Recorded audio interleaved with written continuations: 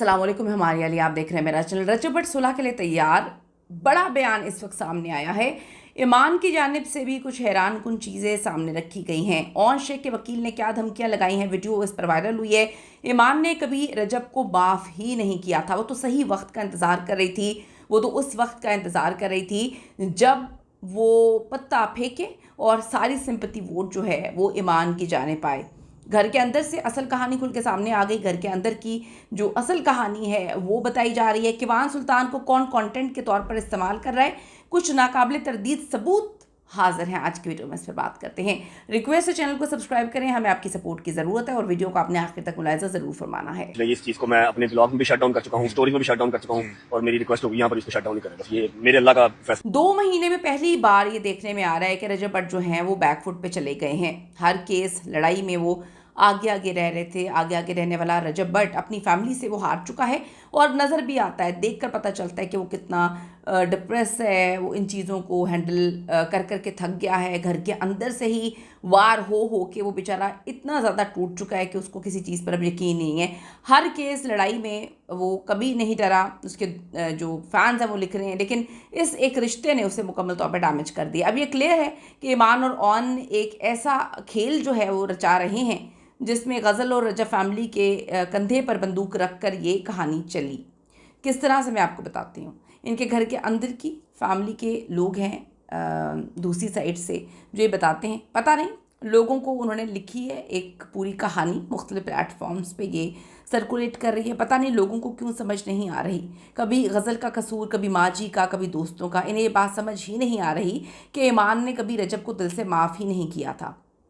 वो उस वक्त तलाक का फ़ैसला कर भी लेती तो तलाक होनी नहीं थी बच्चे की वजह से। दूसरी बात, रजब ने 8 मिलियन लोगों के सामने अपनी गलती तस्लीम कर ली, माफ़ी भी मांग ली। अब अगर ईमान तलाक का फ़ैसला करती तो जो सपोर्ट इस वक्त ईमान के साथ है वो कभी भी नहीं होनी थी और जो इलाज रजब के पैसों से हो रहा था वो पैसे आना भी बंद हो जाने थे, क्योंकि बहुत ज़्यादा बहुत बड़ी अमाउंट जो है सारे के सारे प्रोसीजर में लगी है, जो कि इसने हज़फ कर ली। इसने और इसकी फैमिली ने कहीं पर ये बात का जिक्र ही नहीं किया। और अगर कोई जिक्र करता है तो बड़े आराम से लोग कह देते हैं कि बाप है, उसने करना ही था। लेकिन अगर वो बाप है, उसने करना ही था, तो बेटे को बाप से फिर मिलने क्यों नहीं दिया जाता? फिर सारा क्रेडिट क्यों लिया जाता है कि ये बच्चा तो सिर्फ मेरा बच्चा है?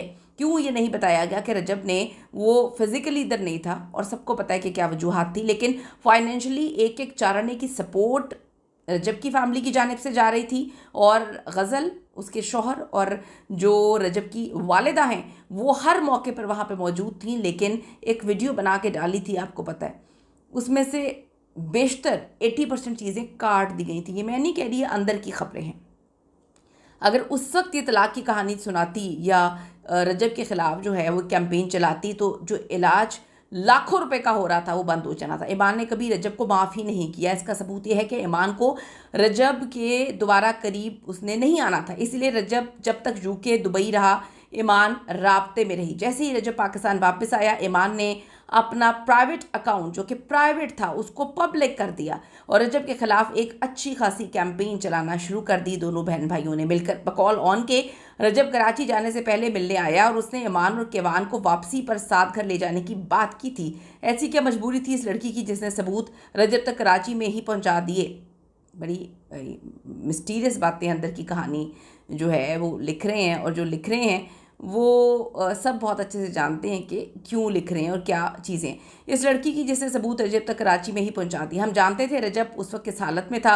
दूसरी बात, दूसरी दफ़ा जब सुलह होने वाली थी तो क्यों ऑन ने स्टोरी लगाई कि वो सारे सबूत सोशल मीडिया पे लाएगा और फिर उसे रोक दिया गया। फिर इन लोगों ने सियासत के साथ वीडियो लीक की और ईमान ने रजब के ख़िलाफ़ स्टोरीज़ लगाना शुरू कर दी, जिसमें उसने रजब के दोस्तों के साथ साथ उसके कज़न को भी बुरा भला कहा। कौन सी बीवी है जो लोगों को कहे कि मेरा शौहर माशरे का नासूर बन चुका है? ईमान ने बोला। जो स्टोरी रीपोस्ट की उसके मतलब यही था। रजब को मौत की बदुआएं भी दी गई। अगर माफ़ कर दिया होता तो ये इतना बड़ा खेल ना खेलती। अब ऑन की वीडियो आई, वकला से मिल रहा था, बहुत खुश भी दिखाई दे रहा था, जैसे कोई ख़जाना उसके हाथ लग गया है। आप सब देख रहे हैं, कैंपेन्स भी चल रही हैं, आप सब देख रहे हैं किस तरह से क्या मामला हो रहे हैं, आप सब देख रहे हैं। इन्फ्लुएंसर कौन बन गया है, डाले किसके पास आ गए हैं, पैसा कौन कमा रहा है, किसका नाम इस्तेमाल किया जा रहा है। तो ये जो अंदर की कहानी मुख्तलिफ प्लेटफॉर्म्स पे इनकी तरफ से इनके घर में भी तो, इनके जानने वालों में भी तो कोई सही और गलत की पहचान करना जानता होगा ना। तो उन्होंने ये कहानी बताई है कि ये दोनों बहन भाई, इनकी वालदा भी साथ मिली हुई है, इन्होंने मिलकर ये सब कुछ किया है। अल्लाह बेहतर जानता है किसने कहाँ पर क्या प्रोपेगेंडा किया, लेकिन इस वक्त तो नज़र आ रहा है कि जिसको फ़ायदा हो रहा है वही फ़ायदा उठाने के लिए पूरी एक गेम खेली गई है। इन हालात में भी रजब भट्ट ने ईमान के ख़िलाफ़ कुछ कहने से परहेज़ किया है। रजब ने TCS के ज़रिए जी तलाक का नोटिस भेजा था, मगर कानूनी माहिरीन के मुताबिक ये नोटिस यूनियन कौंसिल में जमा ना होने की वजह से अभी तक कानूनी तौर पर मुकम्मल नहीं हुआ। तो मशहूर शिया आलिम अल्लामा आसिफ रज़ा अलवी साहब दोनों ख़ानदानों के दरमियान सालिसी करवा रहे थे, लेकिन हमने फिर देखा ऑन की जानिब से फिर स्टोरीज़ आती हैं, ईमान की जानिब से स्टोरीज़ आती हैं।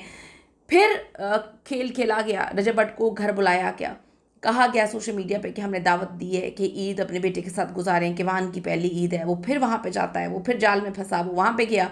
फिर एक नई कहानी सामने आई कि वो देखो कितना बुरा बाप है, झूठा है, इसने तो कमिटमेंट किया था, इसने वीडियो बना के कर दी सामने। तो जब आपके घर के अंदर से ही इतने खौफनाक खेल खेले जाएँ तो आप क्या करेंगे। आज भी मैं देख रही थी, ईमान ने एक स्टोरी लगाई हुई थी, अब वो कभी तेल का ऐड, कभी परफ्यूम का ऐड, कभी इसकी पब्लिसिटी, कभी उसकी पब्लिसिटी, वो तो आना नहीं चाहती थी सोशल मीडिया पे। एक और क्लिप इस वक्त मैंने देखा, मुझे बहुत ज़्यादा ख़तरनाक लगा और बड़ी अजीब सी बात लगी कि वान के बारे में ऑन कहानी सुना रहा था कि देखें ज़रा उनका कज़न है। मेरी आपी को इतनी बुरी लगी बात कि उन्होंने तकिया उठाया उसके कज़न सलमान ने और उसे ऑन से तशबीह दे दी। तो आप देखें कि ऑन से उसको तशबीह दे दी,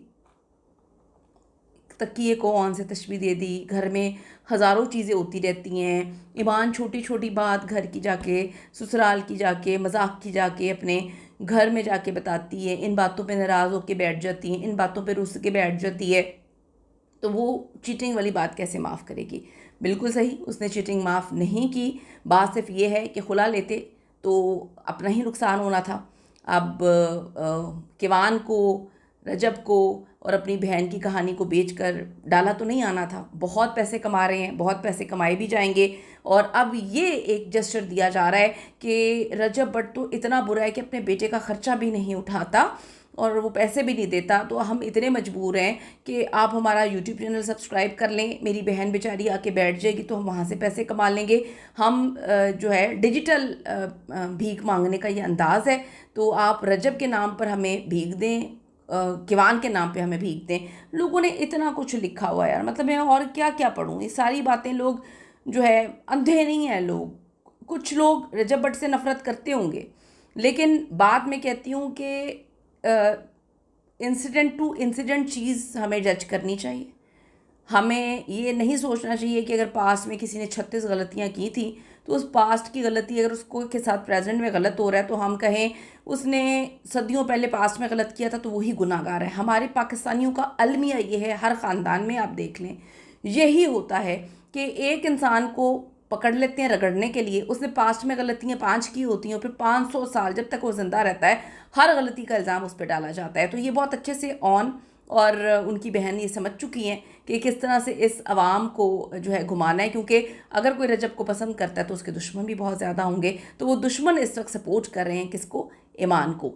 किवान की वीडियो लीक करके व्यूज़ हासिल करने की कोशिश और हमदर्दियाँ समेटी जा रही हैं किसकी जानिब से, आपको भी पता, हमें भी पता, हम बच्चे तो नहीं हैं। क्या लगता है आपको इन हालात के बाद रजब भट्ट और ईमान के दरमियान सुलह हो पाएगी? ईमान ज़्यादा फॉलो हो चुकी हैं जी, उन्होंने इंस्टाग्राम पर पैगामात शेयर करना शुरू कर दिए, पता नहीं क्या कुछ कर रही हैं।